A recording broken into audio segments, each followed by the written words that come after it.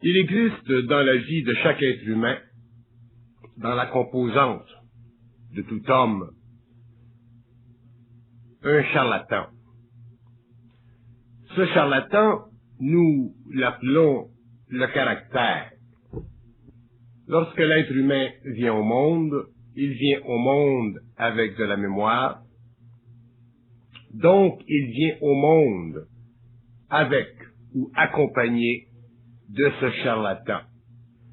Et au cours de son acculturation, son caractère, soit qu'il s'améliore ou qu'il se détériore selon les conditions de sa jeune vie.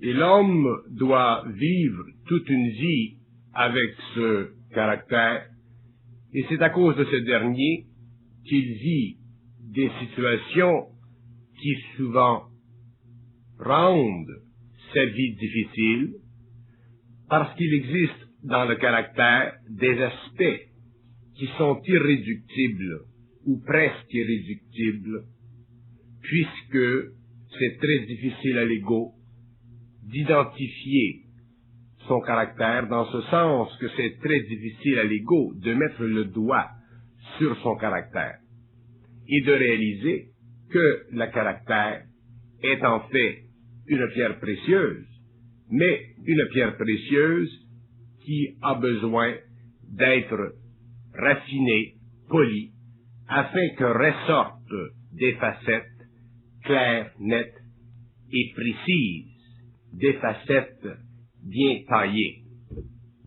La seule force dans l'homme qui puisse parfaitement transmuter, transformer un caractère, autrement dit, donner à cette facette de la pierre précieuse une qualité réellement rayonnante, c'est la conscience humaine, c'est-à-dire le double, cette force puissante qui peut, au cours des années, des générations ou des successions de vies, transformer le matériel expérientiel de l'homme et faire ressortir de ce matériel une condition de vie, d'intelligence, totalement nouvelle, totalement épurée.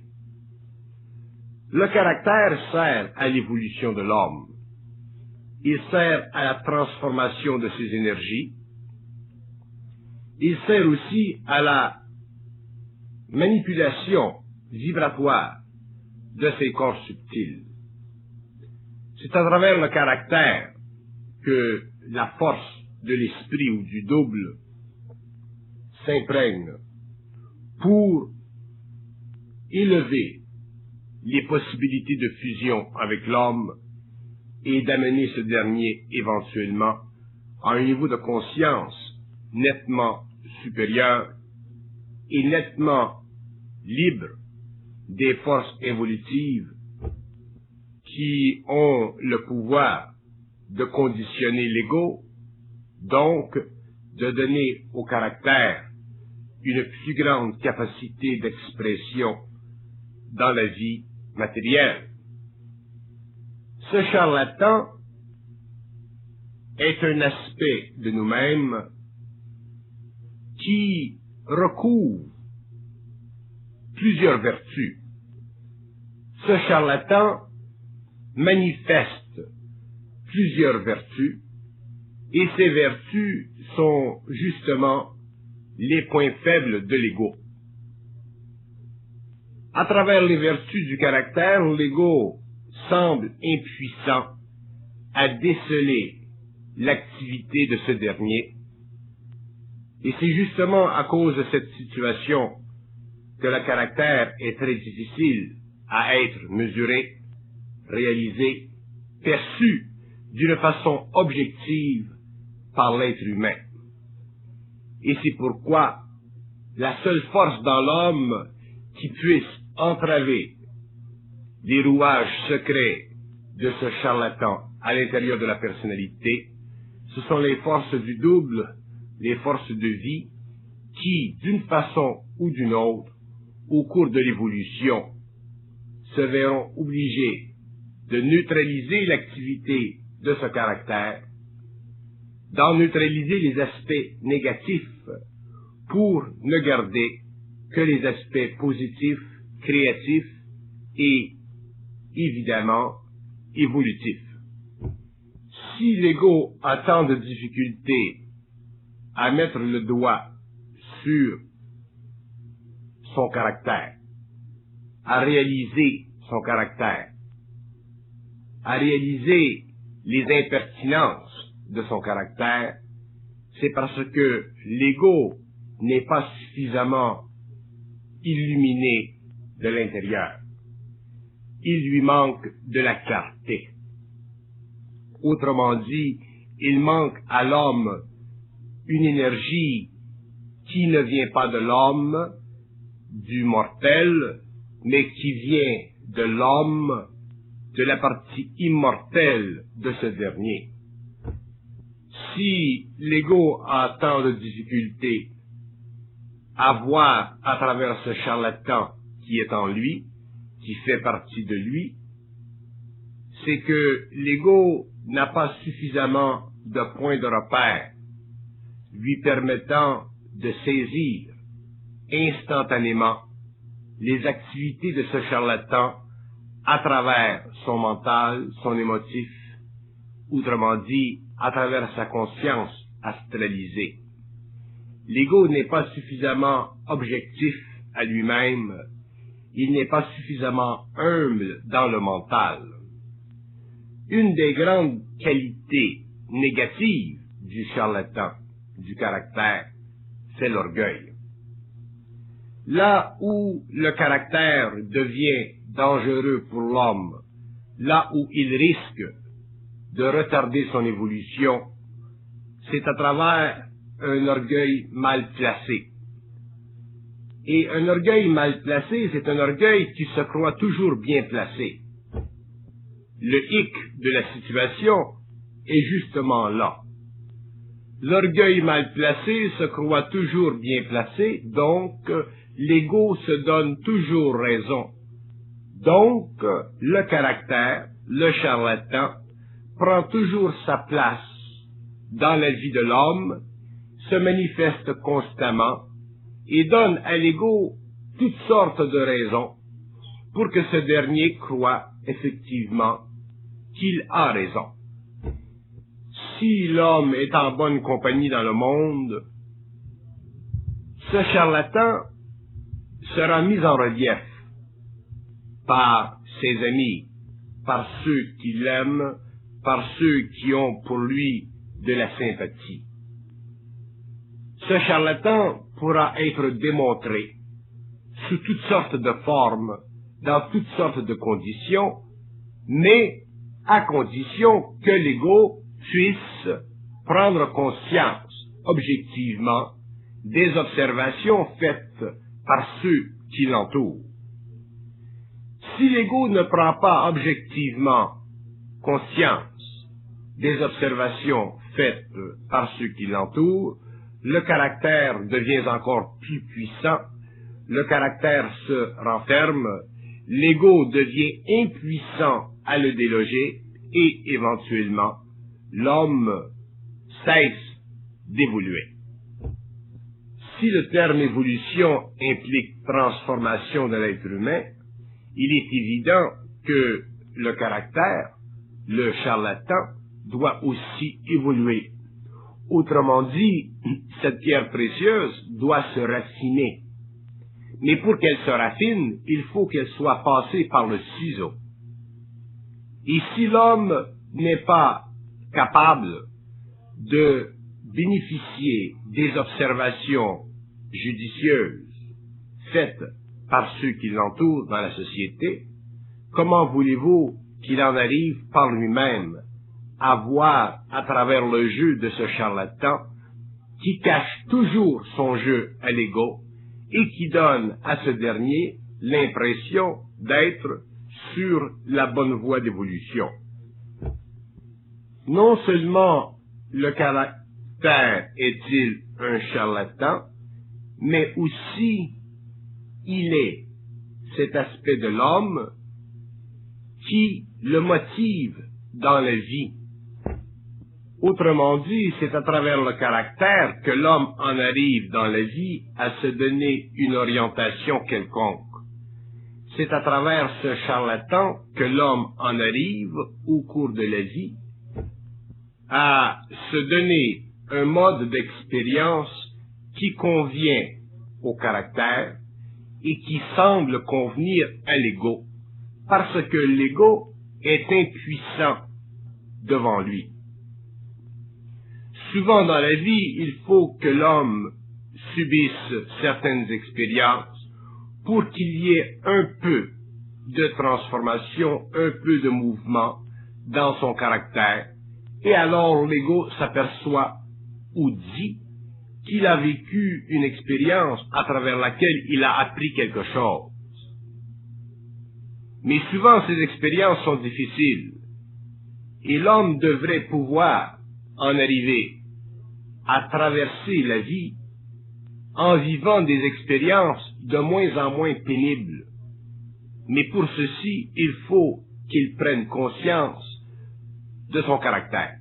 Il faut qu'il soit très présent dans l'actualisation de ce dernier et qu'il voit à travers son jeu. Mais l'ego ne voit pas facilement à travers le jeu de ce charlatan parce que l'ego est une qualité de l'homme qui s'emploie très facilement à se regarder dans le miroir. Il y a dans chaque être humain une sorte de narcissisme, c'est-à-dire une sorte de tendance à s'auto-réfléchir, à se regarder dans la glace et à se trouver beau. Et nous découvrons que dans ces êtres humains où le caractère charlatanesque est très puissant, il existe une sorte d'orgueil qui a tendance à donner l'impression à ces êtres qu'ils sont effectivement beaux. J'emploie le terme beau simplement comme un terme général. Je ne veux pas dire beau esthétiquement. Je veux dire que ces êtres ont une sorte de capacité de s'apprécier, même lorsque leur appréciation n'est pas juste. Et ce n'est pas surprenant que l'ego ait de la difficulté à voir à travers le caractère, puisque ce dernier lui donne toujours l'impression d'être à la hauteur de la situation. Et comme je disais, lorsque vient une certaine expérience où l'ego doit vivre le choc en retour, il s'aperçoit alors qu'effectivement, il n'était pas à la hauteur de l'expérience. Et à ce moment-là, son caractère en prend pour sa mesure, et l'ego peut un peu s'ajuster, peut même évoluer un peu, et se raccorder à une vibration un peu plus haute. Avoir du caractère, c'est nécessaire, ça fait partie de la vie, ça fait partie de tout le bagage de l'homme. Mais que ce caractère soit ajusté, c'est essentiel si l'être humain doit bénéficier de sa mémoire, si l'être humain doit bénéficier de son expérience. Sinon, il souffrira de sa mémoire, il souffrira de son expérience antérieure. Il n'existe pas sur notre planète d'école initiatique où le caractère peut être parfaitement transformé de l'extérieur de soi. Même si l'homme allait à une école initiatique où un tel travail serait fait, il demeurerait toujours à l'intérieur de l'homme un peu de ce caractère parce que le caractère ne peut pas être totalement éliminé de la conscience humaine, c'est-à-dire qu'il ne peut pas être parfaitement transformé dans la conscience humaine à travers l'activité de l'homme. Il ne peut être parfaitement transformé qu'à travers l'activité de la partie cosmique de l'homme, c'est-à-dire du double de son esprit. Et c'est pour cette raison qu'il est très important pour l'être humain en évolution, qui est en contact sur le plan matériel avec des êtres qui sont qualifiés de tel ou de tel caractère, de réaliser à un certain point de leur évolution qu'il devient nécessaire, quelque part, pour quelque raison que ce soit, de s'affranchir des nuisances du caractère lorsque les besoins de l'expérience, lorsque les besoins de la vie ont fait en sorte que la relation avec un tel caractère n'est plus nécessaire. Plus un homme se conscientise, plus il doit comprendre ceci. Plus un homme devient intelligent, autonome, centrique, plus il doit être capable de réaliser à un certain point, lorsque sa sensibilité est arrivée à un certain niveau d'évolution, qu'il devient nécessaire de se libérer de certaines personnes dans sa vie qui, à cause de leur caractère, rendent sa vie un peu trop difficile. Il y a des raisons pour lesquelles nous rencontrons des gens qui ont tel ou tel caractère. Ces raisons font partie de l'évolution, elles font partie de l'expérience, elles font partie de la transformation des corps. Mais vient un temps où l'homme doit être suffisamment conscient de lui-même, suffisamment conscient de sa sensibilité pour réaliser qu'assez c'est assez et que ces personnes qui ont tel ou tel caractère, personnes qu'il peut très bien aimer, n'ont plus de place dans sa vie. Ils n'ont plus de place dans sa vie, non pas parce que ils ne sont pas bien ou ils ne sont pas gentils, ou qu'ils n'ont pas certaines qualités, mais parce que leur caractère ne permet plus que ces êtres, ensemble, aillent plus loin dans l'exploration de leur vie, de leur expérience. Sinon, l'homme conscient se rend esclave d'une situation de vie. Il se rend esclave de l'expérience de vie et il ne voit pas que toute rencontre, tout lien avec l'homme dans la vie est un lien qui est nécessaire, qui fait partie de l'expérience et qui est le produit de la sympathie vibratoire entre ces hommes alors qu'ils sont à un certain niveau d'évolution ou alors qu'ils s'amènent ensemble dans certaines conditions de vie ou d'expérience. Ce qui fait très souvent que l'homme s'empêche de se libérer d'une relation avec une autre personne. C'est l'inquiétude d'être seul, ou c'est l'inquiétude de blesser cette autre personne. Ceci est une illusion.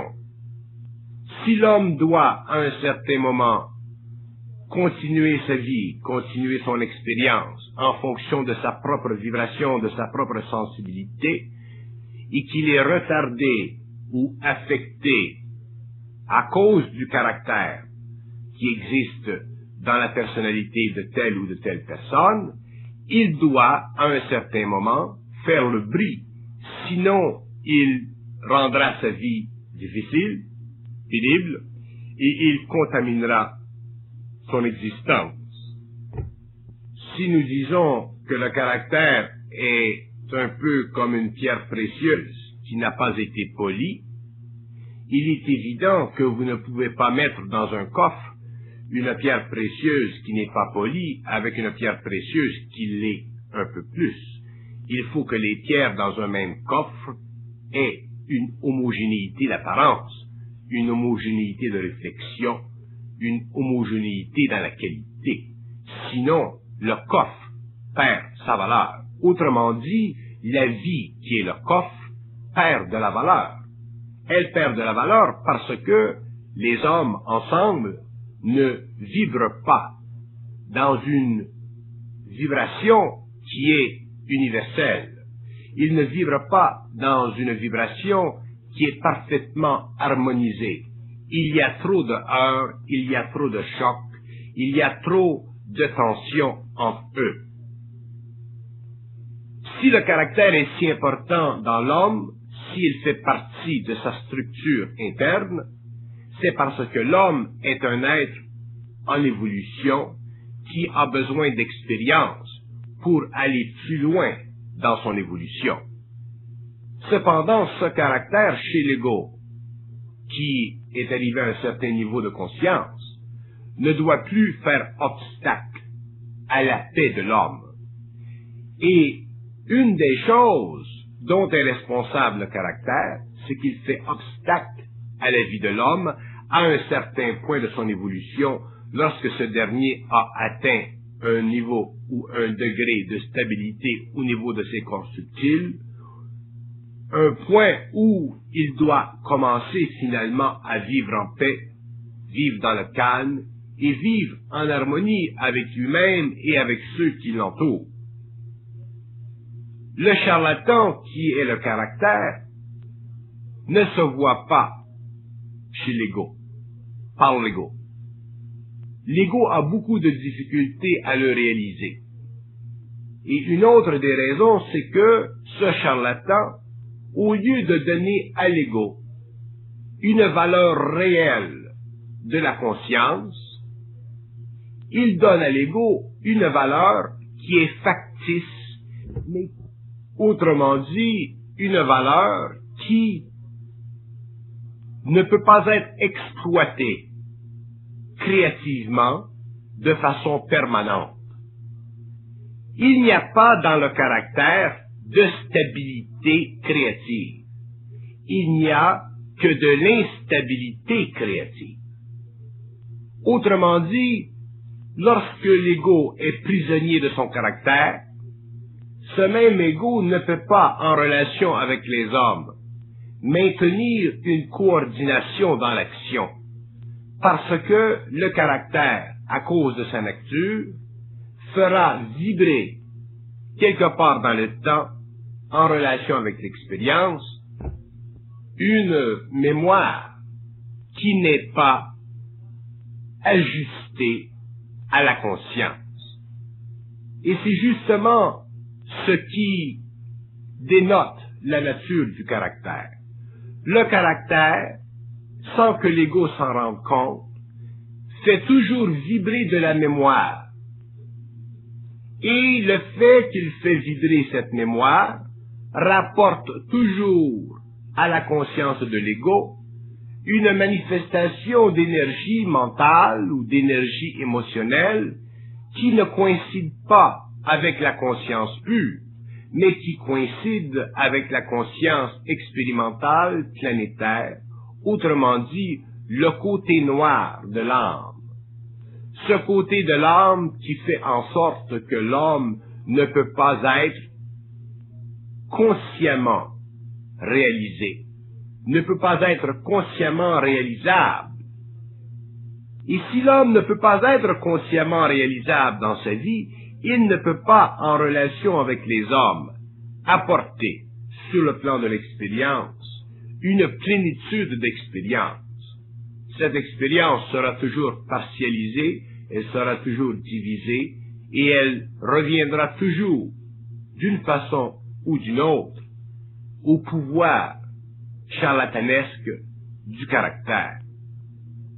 Et naturellement, si l'homme est conscient et qu'il voit à travers ce jeu, éventuellement, il se verra obligé de briser avec ce caractère, c'est-à-dire briser avec l'homme qui le porte en lui-même, afin que lui puisse vivre une vie plus calme, plus relaxe, à l'intérieur de laquelle il y aura moins de tension.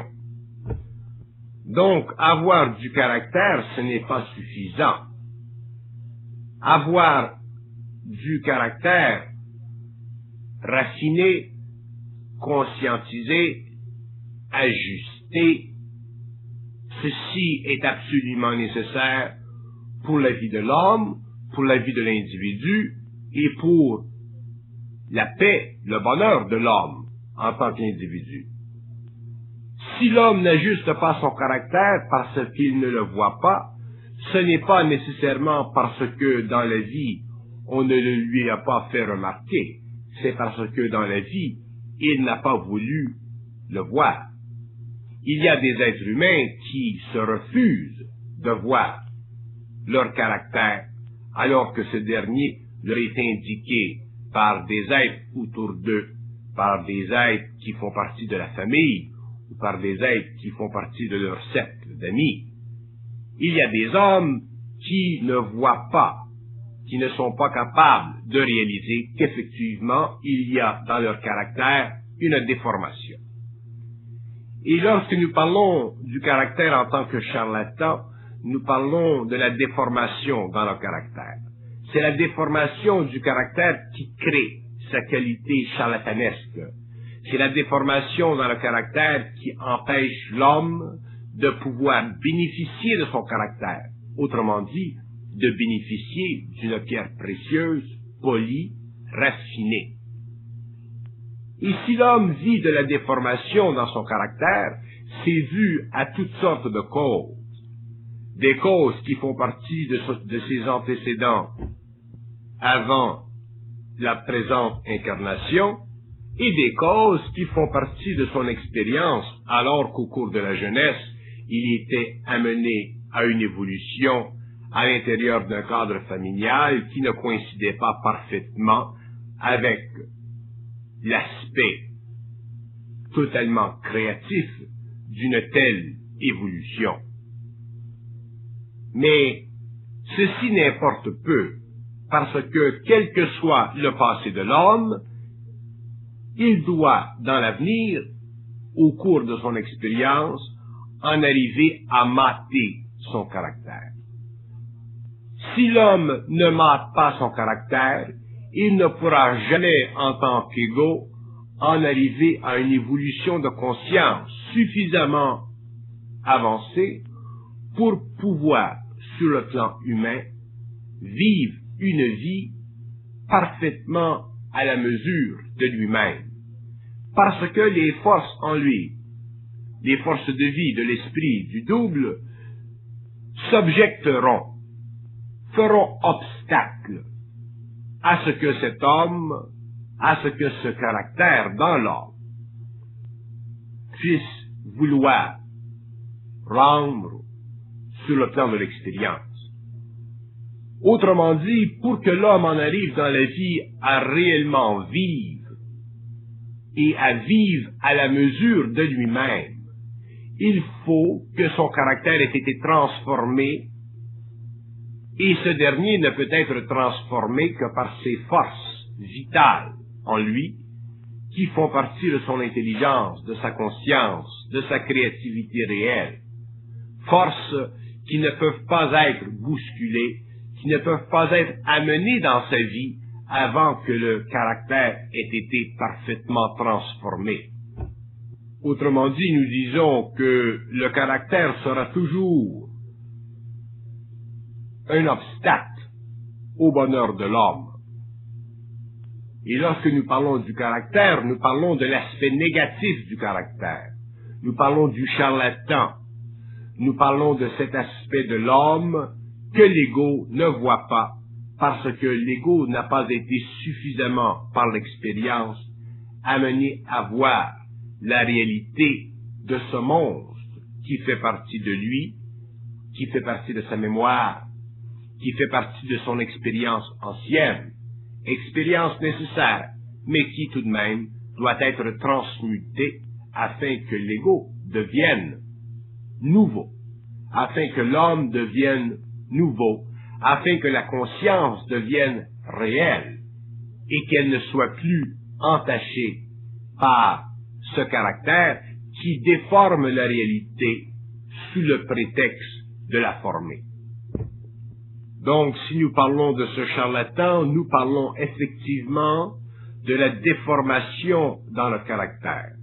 Et chaque être humain doit être suffisamment avisé vis-à-vis lui-même pour en arriver un jour à pouvoir réaliser la déformation dans son caractère.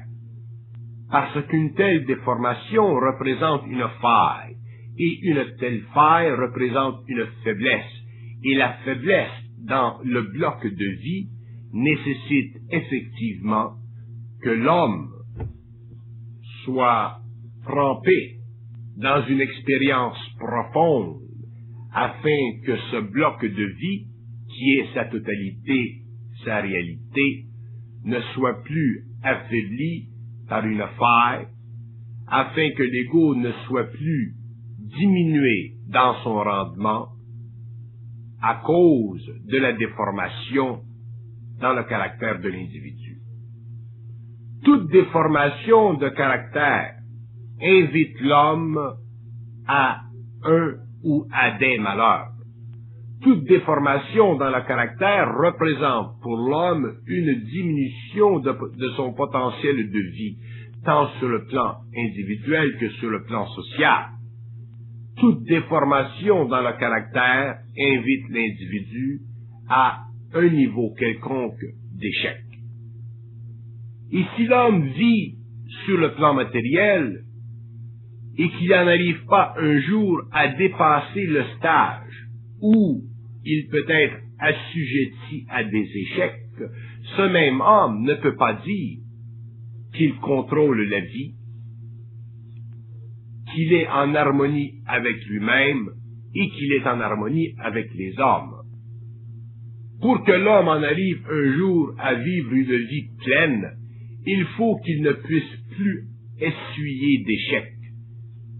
Et tant qu'il y aura en lui de ce charlatan, il y aura dans sa vie de l'échec, et l'échec sera la cause de la perturbation psychique de sa conscience. Il vient un point dans la vie de l'homme où, à cause de sa sensibilité, il ne peut plus prendre d'échec. Il vient un point où l'homme doit avoir devant lui une voie claire. Mais pour que ceci soit possible, il faut qu'il réduise à un très grand minimum la puissance néfaste de ce charlatan en lui, afin de pouvoir finalement récupérer toutes ses forces vitales, afin de pouvoir miser d'une façon claire et nette sur le potentiel de sa vie. Ainsi, il utilisera son intelligence, sa volonté, d'une façon parfaite. Il vivra d'un amour qui correspond à ces deux principes, et il pourra ainsi manifester dans le monde une conscience réellement universelle, c'est-à-dire une conscience qui plaît à tous les hommes qui sont sur une longueur d'onde équivalente à la sienne, et une conscience qui lui plaît à lui-même, parce que il sera face à une réalité qui convient à une mesure véritable de lui-même. Le charlatan dans l'homme représente les appétits de l'homme. Le charlatan dans l'ego, dans la personnalité, est un égrégore d'appétits. Et tous ces appétits, tant qu'ils ne sont pas entraînés, dirigés, ajustés, autrement dit, tant qu'ils ne sont pas enveloppés dans une conscience, créent dans l'être humain un point, un centre d'irréductibilité, c'est-à-dire un aspect de lui-même qui ne fait pas partie de sa conscience, mais qui fait partie de son expérience. Donc, si l'homme vit d'expérience, c'est parce qu'il y a en lui du caractère, il y a en lui du charlatan. Naturellement, lorsque je parle de caractère en tant que charlatan, je parle des aspects négatifs du caractère. S'il y a dans l'homme des aspects négatifs du caractère, il y a naturellement en lui des appétits, et ce sont ces appétits qui font partie de son expérience. Dans la conscience, il n'y a pas d'appétit. Et lorsque nous parlons d'appétit, nous parlons de ces tendances qui sont le produit subtil de l'activité dans l'homme de certains besoins qui sont amenés à sa conscience par la mémoire. Autrement dit, c'est en relation avec des besoins sur le plan de la mémoire que l'homme développe des appétits, appétits qui sont le produit de ce qu'on appelle le caractère négatif. Donc, ces appétits ne font pas partie intégrale de la conscience et c'est pourquoi l'homme est obligé de vivre des expériences afin que ses appétits soient ajustés, autrement dit, afin que le caractère soit ajusté, pour qu'éventuellement l'ego devienne plus conscient des failles, des qualités ou des vertus d'un caractère qui n'est pas ou qui ne fait pas partie de sa conscience réelle. Et plus un homme aura de ses appétits, plus il vivra d'expériences, parce que les expériences, justement, ont pour fonction de neutraliser ses appétits, afin de raffiner le caractère, pour que l'ego devienne conscient, pour que se manifeste sur la terre une plus grande lumière dans l'homme. Et ceci, c'est ce que nous appelons la fusion. Nous avons de la difficulté à voir la relation entre le caractère et le corps de désir. Nous ne réalisons pas que le corps de désir, c'est la partie émotionnelle du caractère. C'est la qualité émotive de cette mémoire. Et c'est l'aspect mentalisé de cette émotion qui donne à nos désirs une direction ou une projection quelconque. Donc, c'est à travers les désirs que le caractère est manifesté, et c'est à travers le caractère que les désirs sont mis en exploitation, sont mis en vibration, sont mis en perspective interne. C'est à travers le caractère que les désirs prennent non pas forme, mais racine. Donc, il y a une relation entre nos désirs et le caractère, et selon notre caractère, nos désirs s'acheminent d'une certaine façon ou d'une autre. Si le caractère est effectivement trop négatif, les désirs nous amèneront à des expériences, ces expériences en retour transformeront le caractère, ainsi de suite. Donc, lorsque l'homme est assujetti à son caractère, il est assujetti à un mouvement rotatif de sa conscience subjective, de sorte qu'il se voit avancer, reculer, avancer, reculer, et il ne semble jamais pouvoir simplement avancer. Il y a des gens qui m'ont déjà demandé comment se fait-il que nous avons de temps à autre l'impression d'avancer et ensuite nous avons l'impression de reculer. C'est justement à cause de notre caractère. C'est le caractère qui crée ce phénomène dans l'homme, c'est ce caractère qui enlève à l'homme l'impression dans sa conscience de vivre un mouvement linéaire et qui lui donne par contre la certitude souvent ou l'impression de vivre un mouvement rotatif, un mouvement qui tourne sur lui-même et qui ne semble l'amener nulle part. Et à un certain moment se dresse un mur qui semble irrationnel, dans ce sens que l'homme sait très bien, au point où il en est rendu, qu'il devrait aller quelque part, mais il y a un blocage en lui. Il y a quelque chose de mystérieux en lui qui l'empêche d'aller plus loin. Et ce quelque chose fait partie de son caractère. Autrement dit, fait partie de ce charlatan. Autrement dit, fait partie de tout ce bagage émotif et mental de mémoire qu'il a accumulé depuis des incarnations et qu'il aussi a accumulé au cours de son expérience présente. Donc, à un certain moment, il faut que l'homme soit suffisamment conscient pour casser ce caractère. Autrement dit, pour arracher la tête de ce charlatan de son corps.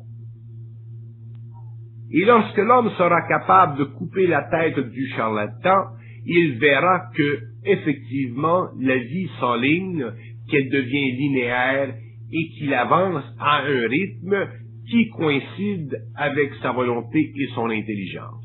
Donc, l'homme ne pourra utiliser sa volonté et son intelligence d'une façon créative, dans ce sens que l'utilisation lui permettra de voir, de déceler une linéarité dans le mouvement de vie que lorsqu'il aura commencé à dompter son caractère. Sinon, il sera obligé de vivre sur le même terrain, exploiter les mêmes terres et ne jamais pouvoir sortir finalement avec agilité de cette terre d'expérience qui coïncide avec un passé qui doit dans cette vie être totalement transmuté pour que l'homme puisse se sentir libre. Il peut y avoir beaucoup de volonté apparente dans le caractère, mais le caractère, ce n'est pas de la volonté réelle. C'est une volonté qui ressort de l'activité du corps de désir. C'est une volonté qui est facilement déformable parce qu'elle repose sur des aspects, sur des appétits de l'homme. Donc, c'est une volonté qui fait partie de la nature inférieure de l'homme et non pas de sa nature supérieure. Et ceci est un point de référence extrêmement important, puisqu'il représente pour l'homme finalement une des grandes clés dans l'évolution de la personnalité. Si le caractère de l'homme est un amoncellement de déficiences sur le plan de la mémoire, je parle bien du caractère dans le sens négatif du terme, ceci représente pour l'homme une terre d'exploitation sur le plan de l'expérience. Ceci veut dire que l'homme doit transmuter cette terre afin de pouvoir faire ressortir quelque chose de neuf. Donc, la volonté, l'intelligence créative, l'amour réel sont des principes de vie qui ne peuvent sortir de cette terre expérientielle que lorsque l'homme a réussi à mater son caractère et à enlever à ce dernier l'impression qu'il donne à l'ego d'être une vertu. Tant que l'ego n'est pas capable de voir l'absence de vertu dans son caractère, il n'est pas capable de réaliser jusqu'à quel point il est manipulé par son caractère au lieu d'être le produit de l'agencement parfait entre sa conscience cosmique et sa conscience planétaire. Et à ce moment-là, l'ego peut aller très loin et pendant une très longue période à vivre de l'impression qu'il avance et qu'il recule. Et ceci n'est pas normal. Un homme qui évolue ne peut pas avoir l'impression d'avancer et de reculer. Il ne peut avoir que l'impression d'avancer. Donc, si l'homme a l'impression de reculer dans ce mouvement vers l'avant, c'est qu'il y a en lui de l'activité charlatanesque, c'est qu'il y a en lui un caractère qui n'est pas suffisamment poli et qui bloque le mouvement de son énergie créative, empêchant ainsi l'ego de prendre le contrôle de sa vie et de se donner, en relation avec cette énergie, une volonté, une intelligence et un amour qui convient parfaitement à sa conscience supérieure, ce qui seul peut ouvrir cette voie devant lui et donner à sa vie une linéarité, une dynamique qui continue perpétuellement vers l'avant sans avoir à donner à l'homme l'impression d'un recul.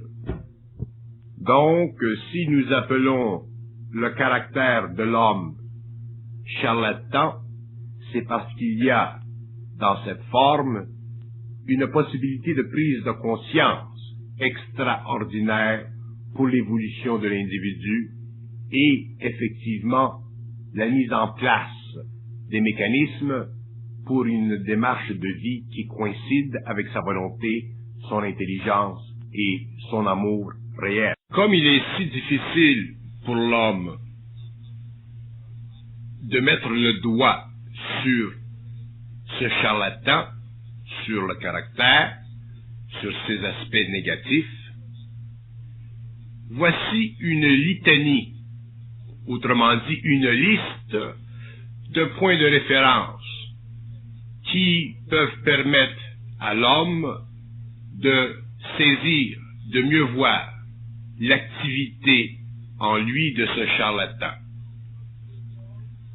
Lorsqu'un homme ne peut pas, avec facilité, donner à un être humain, ça fait partie de son caractère.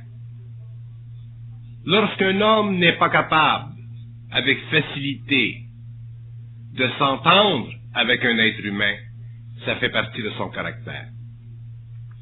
Lorsqu'il est difficile à un être humain de voir le point de vue d'un autre, c'est son caractère. Si un homme se sent diminué par un autre, c'est son caractère. Si un homme veut dominer un autre, c'est son caractère.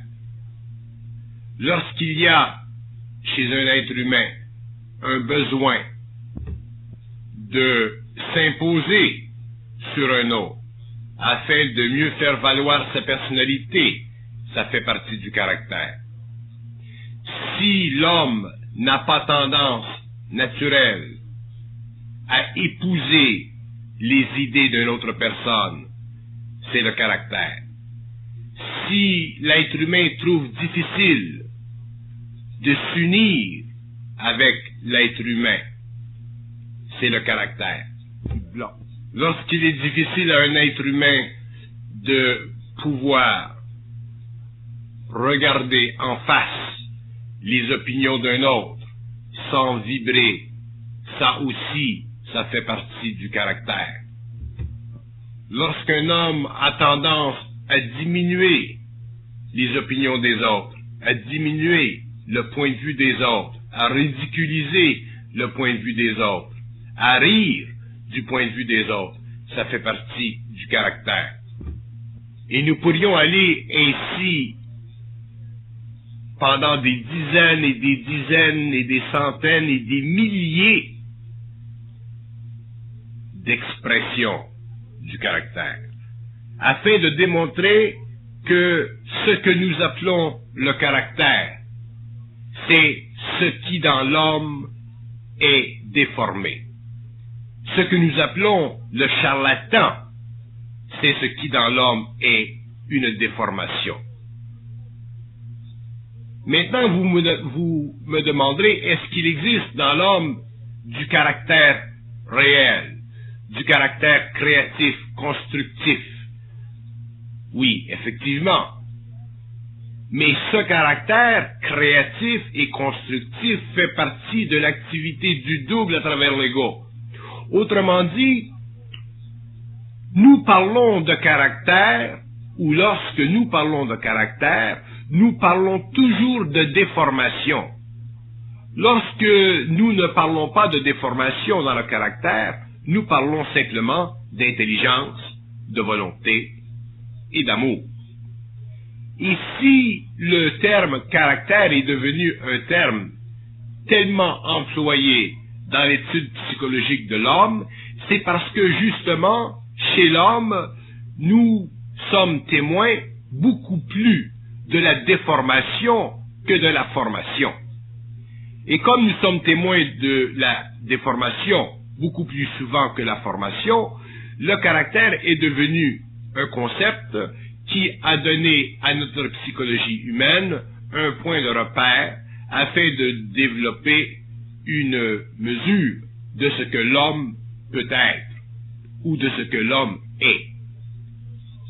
Mais vous regarderez dans l'application de ce concept à l'homme, vous remarquerez que lorsque nous parlons du caractère, nous voyons toujours dans cette expression un aspect négatif, parce que justement, le caractère de l'homme n'est pas pur, il n'est pas parfaitement développé, il n'est pas parfaitement ajusté. Donc, cette pierre précieuse dont je parlais sur la première facette n'est pas parfaitement polie. Et lorsque le caractère de l'homme sera parfaitement poli, on ne parlera plus du caractère de l'individu. On parlera de son intelligence, on parlera de sa volonté, on parlera de son amour, autrement dit, on parlera de sa conscience. Autrement dit, on parlera de la conscience dans l'homme et on ne parlera plus simplement de la conscience subjective dont la coloration extérieure manifeste à travers ce charlatan constitue une des grandes qualités de la personnalité humaine inconsciente ou en voie d'évolution. Donc, pour un homme conscient d'étudier son caractère est certes le travail le plus important qu'il puisse accomplir dans sa vie en tant qu'homme.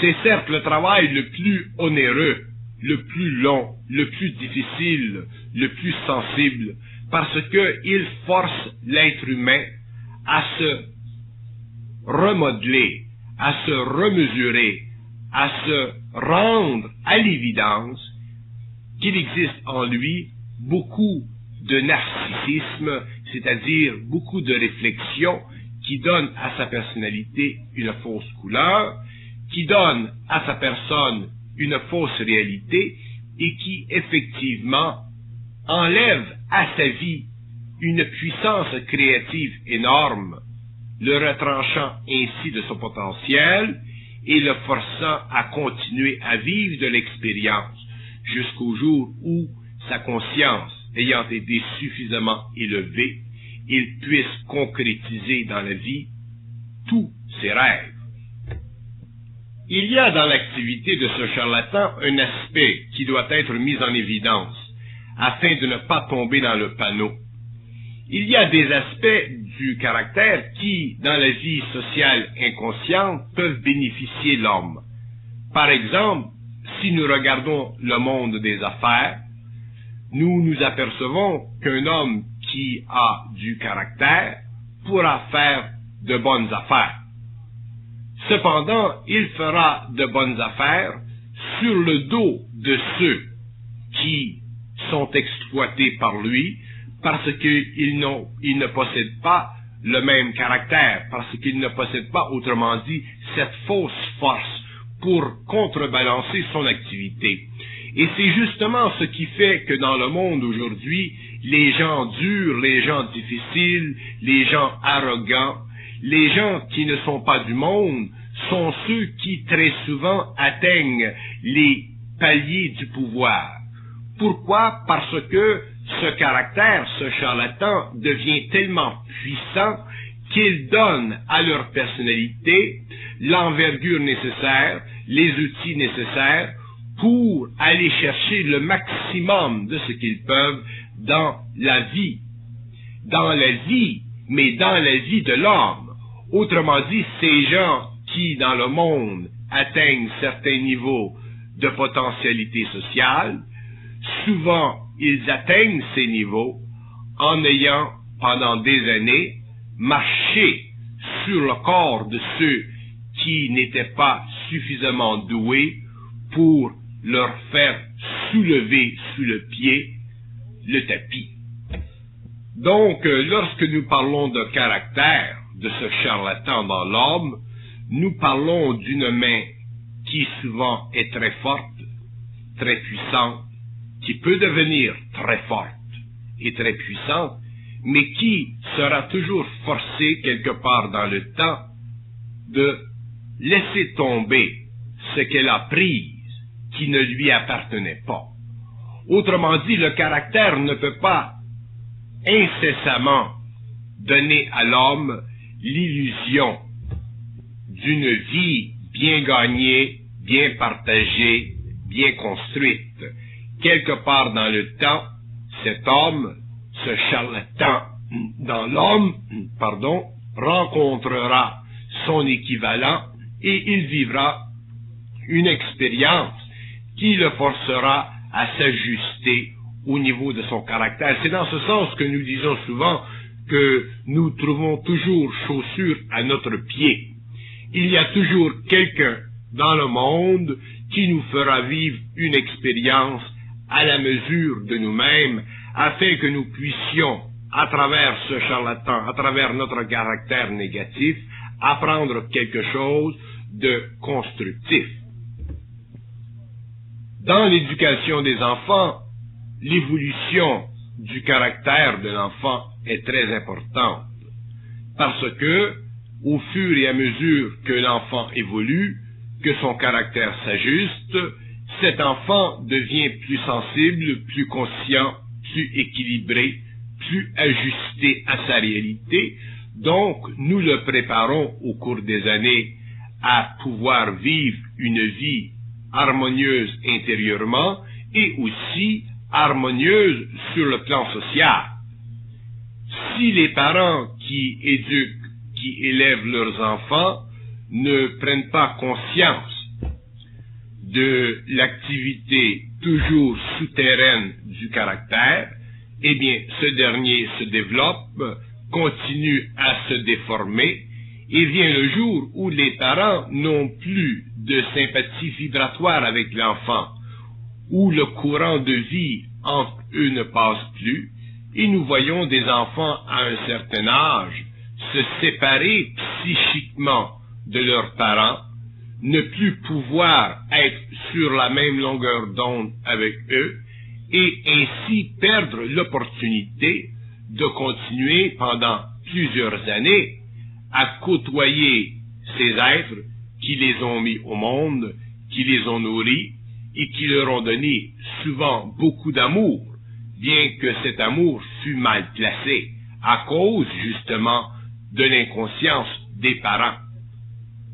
Donc, dans le domaine de l'éducation, la formation du caractère, l'élimination de la déformation, la prise de position précise de la part des parents vis-à-vis ce charlatan qui se cache derrière la personnalité, représente pour l'individu le plus grand des dons que nous puissions faire à ceux que nous aimons. Il est très important cependant que les parents soient suffisamment conscients afin que leur caractère, leur propre caractère, déteigne le moins possible sur celui de l'enfant. Parce que, alors, ils enlèvent à l'enfant la chance de progresser, ils enlèvent à ce dernier la capacité de se manifester, et ces enfants perdent une grande quantité de leurs propres énergies. Ces énergies deviennent refoulées, et souvent, elles doivent se remanifester plus tard dans des conditions qui ne sont plus appropriées à la manifestation d'une vie créative et consciente. Donc, dans l'éducation des enfants, il doit y avoir beaucoup de conscience. Non pas simplement de l'amour, mais de la conscience. Parce que l'amour de l'homme pour l'homme sans conscience est un amour qui souvent est directement coloré par le caractère. Donc, il faut qu'il y ait de la conscience, mais une conscience suffisamment ajustée pour que le parent puisse voir à travers le caractère de l'homme, de l'individu, de l'enfant, et ainsi ajuster ce dernier au fur et à mesure que se manifeste dans la vie cet aspect de la personnalité qui coïncide effectivement avec des failles, c'est-à-dire avec un besoin de redressement. Le caractère doit être redressé constamment au cours de l'éducation, parce que il représente un mouvement de l'énergie de l'âme qui doit être rendu conscient, c'est-à-dire qui doit être amené à un niveau de conscience afin que l'homme, l'individu, l'enfant, plus tard, puisse bénéficier d'une conscience au lieu de bénéficier simplement d'une personnalité en relation avec un caractère qui demeurera pour lui toute sa vie une épine dans le pied.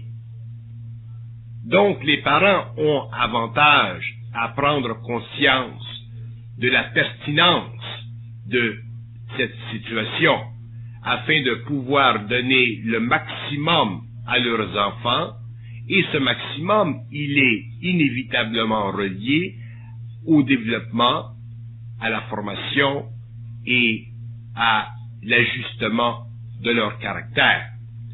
Parce que l'enfant sera obligé de vivre pendant des années ensuite, éloigné des parents et assujetti à cette partie de lui qui n'aura pas été travaillée pendant l'éducation primaire, pendant l'éducation du bas âge. C'est maintenant que les parents doivent travailler sur le caractère. Et pour ce, il faut qu'ils en soient très conscients. Car s'ils ne sont pas conscients du caractère, s'ils ne le sentent pas, s'ils ne perçoivent pas, à ce moment-là, ils n'agiront pas en fonction de son redressement et l'enfant grandira entaché de lui et ne pourra pas plus tard bénéficier d'une conscience suffisamment ajustée pour vivre une vie à la mesure de son évolution. Donc la responsabilité des parents dans l'éducation est directement reliée à ce redressement de caractère, à la perception des failles qui existent en lui, afin de pouvoir donner à l'enfant un mode d'expérience future qui coïncidera avec son plus grand bien. Chaque enfant qui vient au monde, selon la position des astres, possède un caractère qui cache des qualités, mais qui manifeste aussi des failles. Et ce sont les failles qui doivent être éliminées, parce que si ces failles ne sont pas éliminées, les qualités seront diminuées automatiquement. C'est un peu comme le phénomène de la mauvaise herbe dans un jardin. Si vous avez une bonne terre, si elle est bien nourrie et que vous avez des plantes, les mauvaises herbes enlèveront à la terre et aux plantes le nutritif, et elles se nourriront elles-mêmes et elles deviendront fortes, et éventuellement la terre perdra et les plantes aussi perdront de leur vitalité. C'est la même chose sur le plan du caractère, sur le plan de l'éducation. Si les parents ne travaillent pas à l'élimination de ce qui est déformé dans le caractère, ils peuvent très facilement le voir, puisqu'ils sont, par sympathie vibratoire, très près de l'enfant, à moins qu'ils ne se cachent de le voir. À ce moment-là, naturellement, ils ne pourront jamais donner à cet enfant une bonne éducation. Mais si les parents regardent de très près l'enfant au cours de son évolution, au cours de sa jeunesse, ils s'apercevront de la manifestation du charlatan en eux, ils pourront le redresser, ils pourront l'ajuster, et après quelques années, ils verront que l'enfant grandit bien, qu'il grandit avec facilité, et qu'il est prêt à s'acheminer lui-même parce que les obstacles de la programmation astrologique auront été diminués à leur maximum afin de donner à ses enfants une plus grande liberté d'expression, de vie et d'expérience plus tard. Mais si les enfants doivent à 18, 19, 20 ans commencer à vivre et porter sur leur dos ce caractère qui n'a pas été changé, transformé, formé, transmuté par les parents, à ce moment-là, cet enfant est plus pauvre qu'il ne l'était avant de venir sur la planète. Parce que il n'a pas été donné les outils nécessaires pour confronter ou être confronté à une nouvelle expérience. Il ne s'agit pas pour un enfant de revenir sur le plan matériel et recommencer dans les mêmes tracts qu'il a connus auparavant.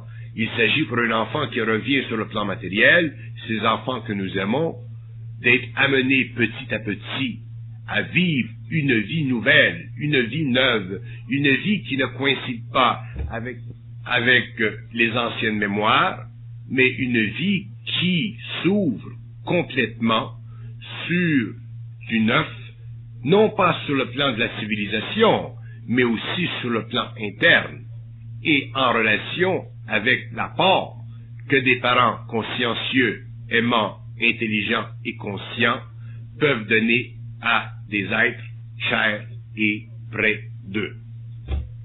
Que l'homme de l'évolution soit obligé de vivre une initiation solaire pour en arriver à la conscientisation de ses principes, c'est normal puisque nous sommes d'une façon aberrante liés à des mémoires de toutes sortes, autant incarnationnelles que réincarnationnelles.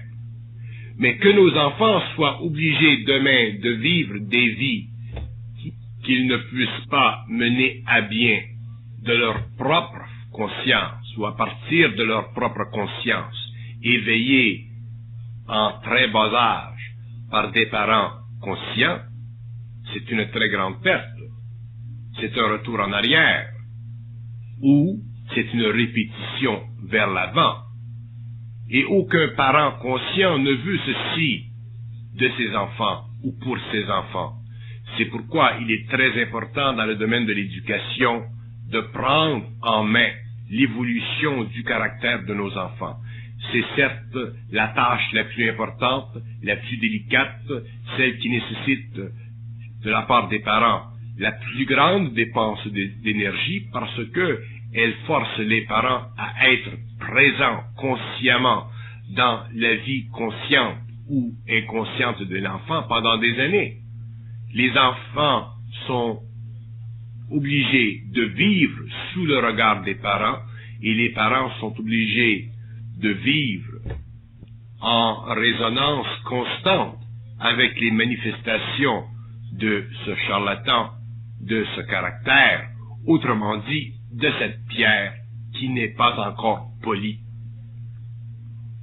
L'étude du caractère est certainement une étude extraordinaire parce qu'elle comporte dans son sein la totalité des mécanismes internes de l'ego qui demain permettront à l'ego de vivre une vie sur la terre en raison de la conscience créative de ce dernier.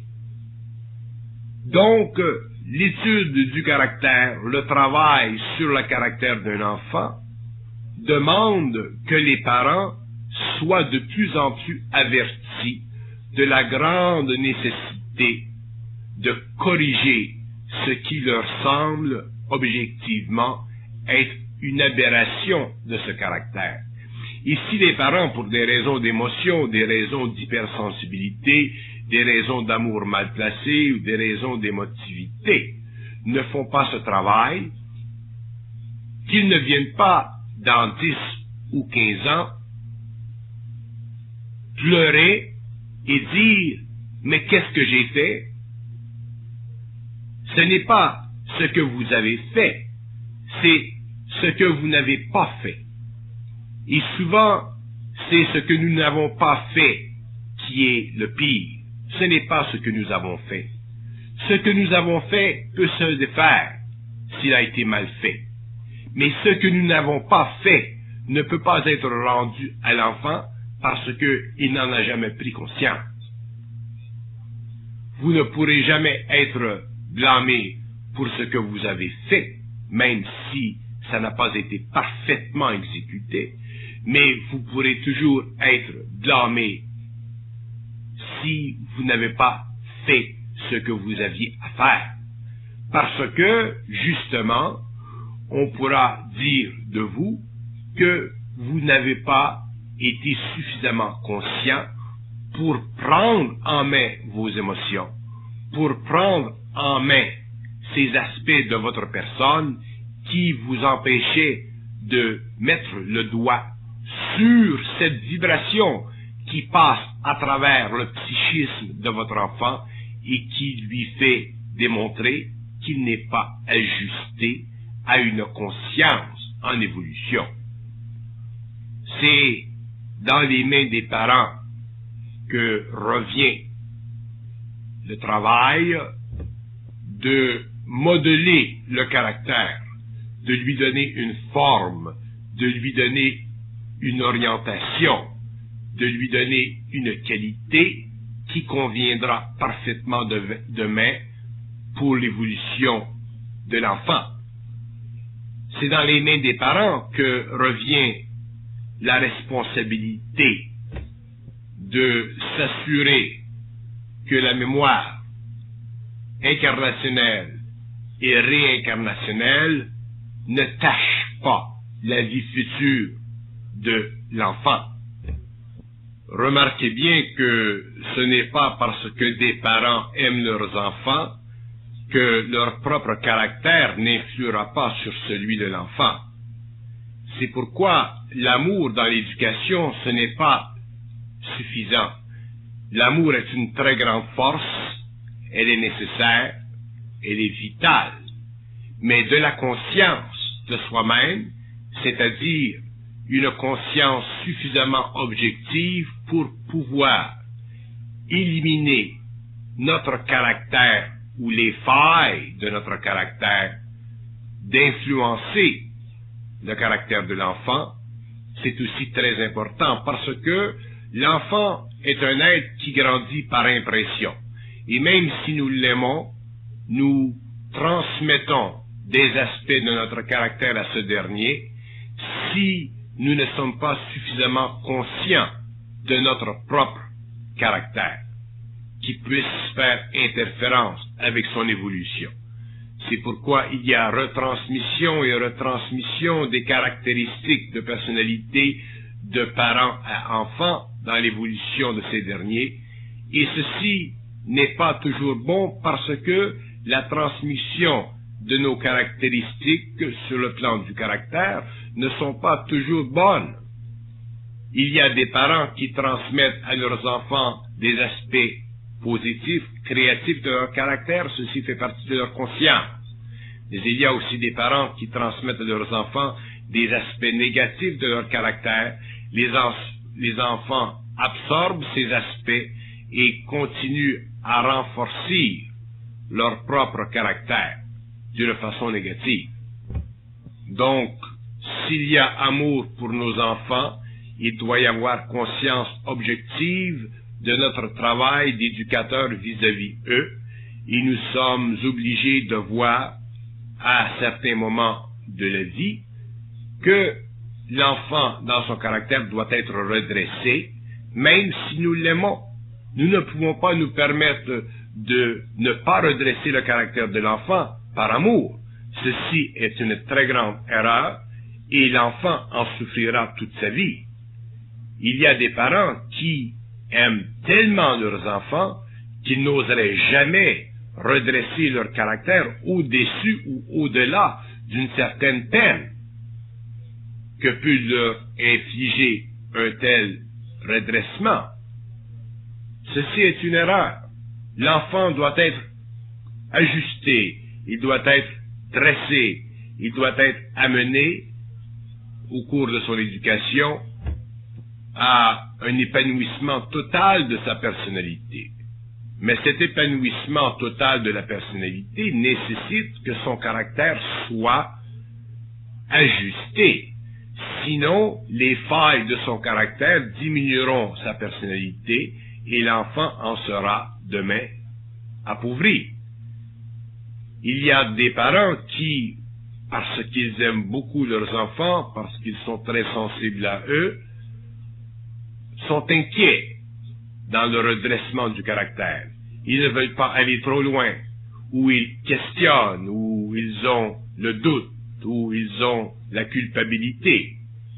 Ceci est dangereux parce que ils sont empêchés de manifester une responsabilité créative et consciente vis-à-vis ceux qu'ils aiment.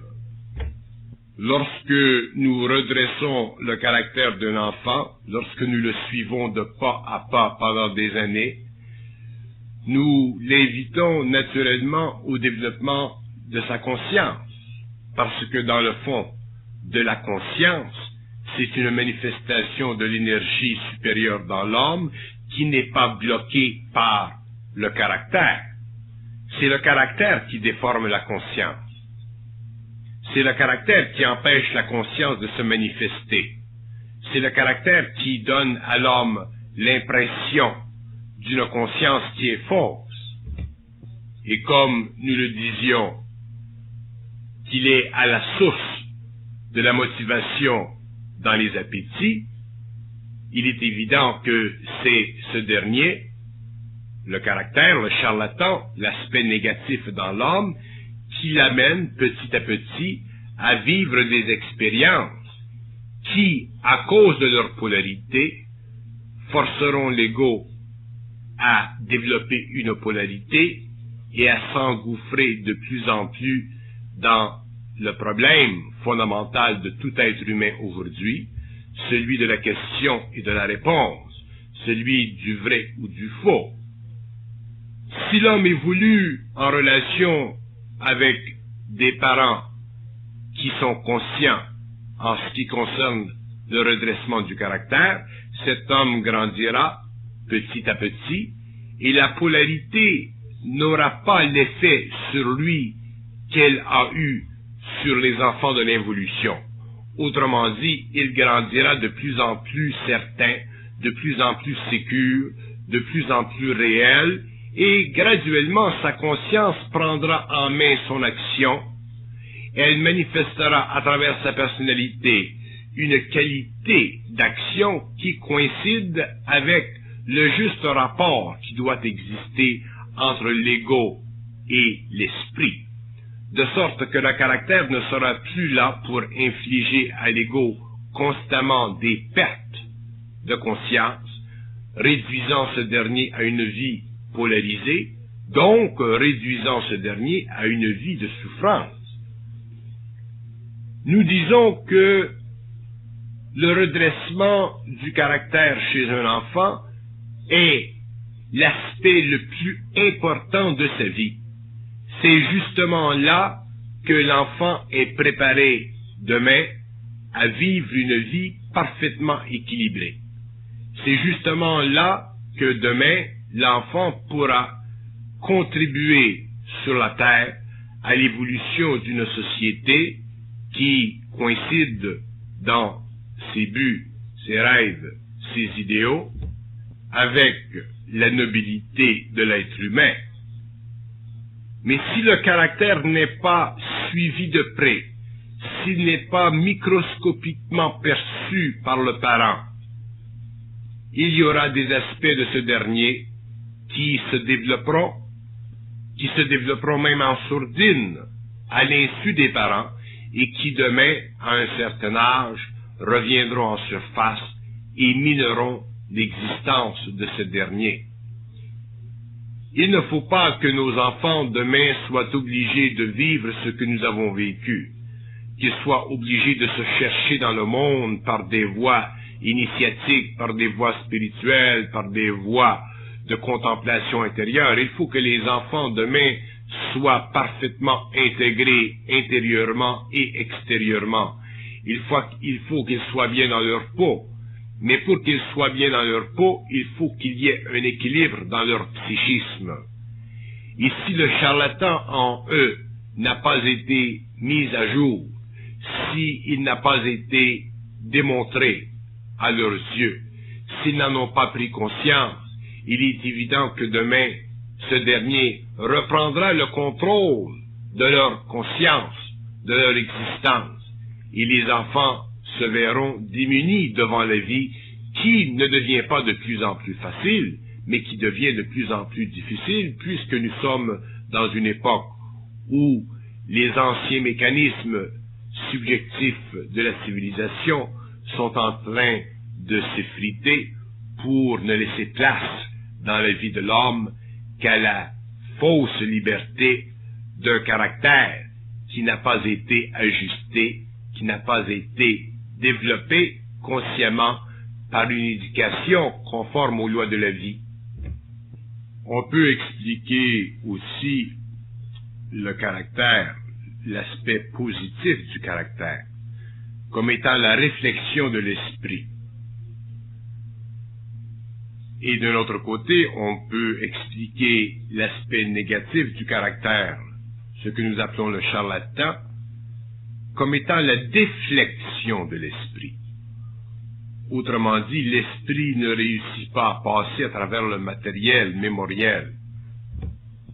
Donc, dans l'éducation des enfants, le rôle des parents consiste à faire accroître ce qui est la réflexion de l'esprit et à diminuer de plus en plus ce qui est déflectif dans la personnalité.